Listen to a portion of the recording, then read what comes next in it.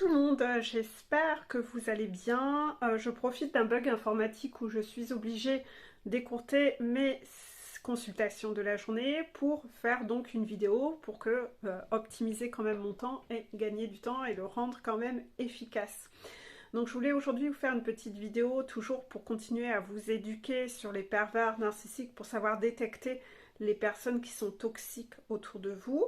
En faisant part de certaines phrases qui sortent et leur stratégie.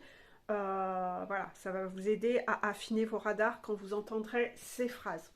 D'un autre côté, je trouve toujours que d'écouter les vidéos sur les pervers narcissiques permet d'identifier quand nous-mêmes, en écoutant, certaines choses que nous pourrions faire et que parfois on estime que c'est juste. Pourquoi ? En fait, qu'est-ce que j'entends par là? C'est que parfois, quand vous avez grandi vous-même avec des pervers narcissiques, qu'après vous avez été en couple avec des pervers narcissiques, vous avez certainement entendu régulièrement ces phrases et vous pouvez donc considérer que ces phrases sont OK ou qu'elles sont justes puisque c'est ce que vous avez toujours connu. Cependant, malheureusement, ce que l'on connaît justement, c'est pas toujours ce qui est juste et le fait de l'entendre dans une vidéo que c'est une phrase de pervers narcissique, même pour quelqu'un qui n'est pas pervers narcissique, en fait, vous allez, s'il y en a, bon là, je sais pas, j'ai peut-être recensé une quinzaine de phrases, si vous en employez une ou deux dans le lot, c'est pas ça qui fait de vous un pervers narcissique, rassurez-vous, mais si jamais vous en identifiez, vous allez donc vous ressaisir et vous dire bon ça je vais arrêter de le dire puisque c'est une phrase de pervers narcissique. Mais c'est vrai, j'ai toujours entendu les gens l'employer. Donc voilà, ça va vous-même vous permettre aussi de travailler sur vous-même et de vous auto-corriger. On a tous, et je le dis toujours, on a tous une part de toxicité en nous. C'est normal, c'est humain, ça vient de nos blessures et de comment on a été éduqué. Par contre, conscientiser que ça, c'est quelque chose de toxique, une fois qu'on le sait, on arrête de le faire. Cependant, le pervers narcissique, lui, n'est pas du tout dans une démarche de remise en question, et le pervers narcissique est dans une démarche de continuer à faire toujours ce qu'il a toujours fait. Il ne changera jamais. Un pervers narcissique ne peut pas changer, d'accord? C'est vraiment un réel trouble psychologique. D'accord? Donc voilà, on va commencer avec la première phrase. Si jamais vous avez des phrases qui vous font rire parce que vous les avez tellement entendues, mettez des commentaires sur quelles phrases justement vous avez souvent entendues. Alors, la première phrase, tu es trop sensible, tu n'as aucun sens de l'humour. Tu es trop sensible, tu n'as aucun sens de l'humour, ou encore tu exagères. Donc ça, souvent, c'est dans le contexte où quand le pervers narcissique vous a fait du mal, il vous a piqué, et en fait, ça vous exprimez une émotion comme quoi cela vous a fait du mal, cela vous a blessé, eh bien, il va toujours dire « Oh, t'es trop sensible, t'as aucun sens de l'humour ». Donc bon, n'oublions pas qu'on peut être humoristique et être marrant sans avoir besoin de piquer les gens. C'est pas ça avoir de l'humour. Avoir de l'humour en ayant besoin de rabaisser les gens ou les humilier, c'est triste. Si votre sens de l'humour est autour de ça, c'est d'une profonde et réelle toxicité. On ne peut pas aller se réfugier derrière le fait de je dis ça pour plaisanter, pour balancer des vacheries, rabaisser et humilier les personnes.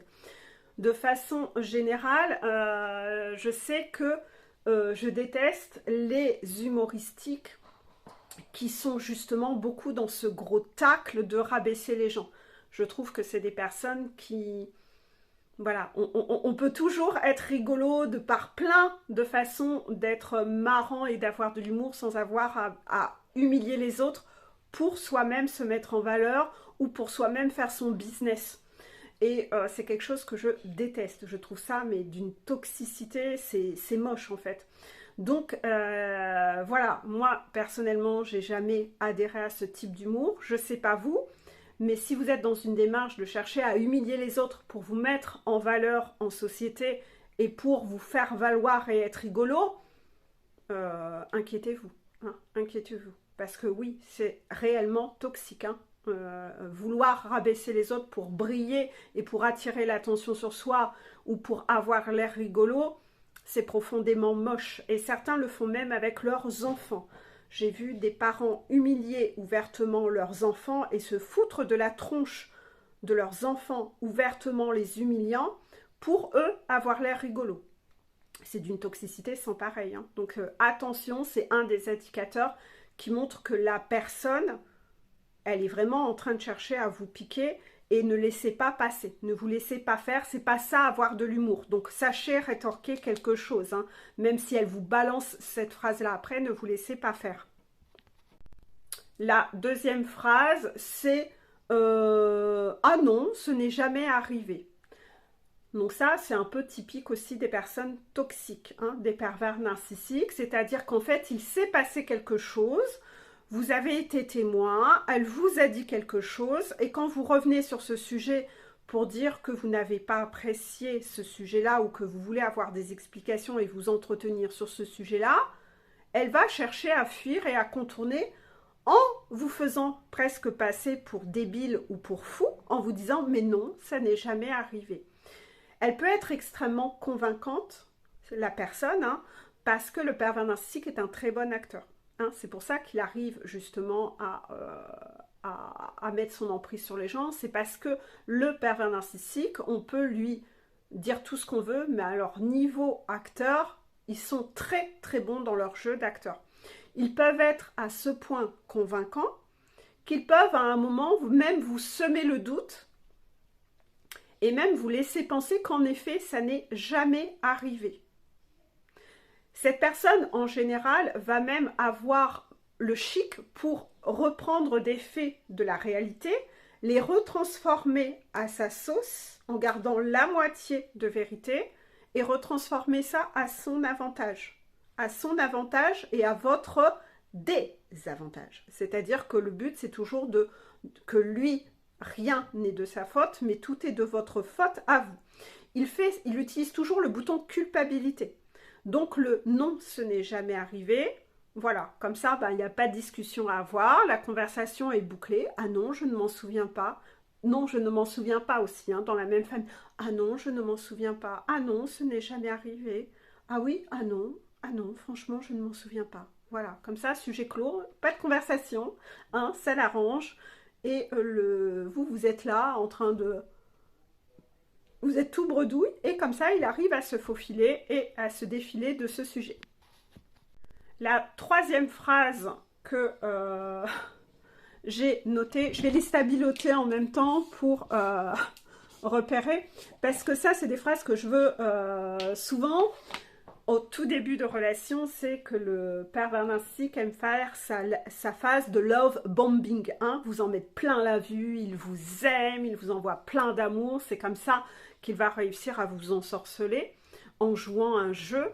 Et là, il peut vous dire ah, « On est bien tous les deux, hein. Nous n'avons besoin de personne d'autre. Nous n'avons besoin de personne d'autre. » Parce que déjà, il est déjà dans une stratégie de vous isoler en fait. Le but, c'est que pendant la relation, il va vous couper de plus en plus des gens que vous aimez, hein, de différentes façons, on y reviendra dans d'autres vidéos si vous voulez, mais son but, c'est de couper et d'isoler sa victime pour vraiment marquer son emprise. Donc c'est courant, hein, vous avez souvent entendu que les victimes de pervers narcissiques sont coupées du monde et ont perdu tous leurs amis, ont perdu leur famille parce que cette personne l'isoler pour avoir son emprise totale. Une fois que vous serez seul, vous aurez encore plus besoin de cette personne et surtout vous aurez extrêmement peur de vous retrouver seul. Vous n'aurez plus que cette personne. Donc cette phrase du « nous n'avons besoin de personne d'autre », voilà, pour déjà commencer à vous dire c'est ça l'amour, le vrai, hein. Nous n'avons besoin de personne d'autre en fait. On se suffit à deux, rien qu'à deux, hein. Il est déjà en train de « je vais t'isoler de tout le monde, il n'y aura plus que moi dans ta vie ». Il commence déjà, hein, donc méfiez-vous. Hein. L'autre phrase, c'est « Ah, si tu ne devais avoir qu'un seul ami, ce serait qui ?» Donc là, rassurez-vous que si vous ne lui répondez pas que c'est lui, il va bouder et il va vous faire une scène de jalousie. Le pervers narcissique est d'une extrême jalousie. C'est lui, que lui. Vous n'avez pas le droit de parler à qui que ce soit. Vous n'avez pas le droit d'aimer qui que ce soit, amicalement ou n'importe quoi. Vous n'avez aucun droit. C'est lui qui va décider qui vous avez le droit de côtoyer, à qui vous avez le droit de parler, et à quelle heure, et quand, et dans quel contexte, et en présence de qui. C'est comme ça que ça fonctionne. Il flique tout. C'est un gros psychopathe qui prend le contrôle sur votre vie et qui vous fait des scènes de jalousie à tout va. Donc pour le coup, ce genre de petites questions, ah, si tu ne devais avoir qu'un seul ami, lequel ce serait? Et vous avez tout intérêt à dire que c'est lui. Si c'est, pour le coup, vous êtes en face, si c'est votre conjointe, votre nouvelle relation sentimentale, excusez-moi, je suis encore un peu malade. Je vais couper pour tousser.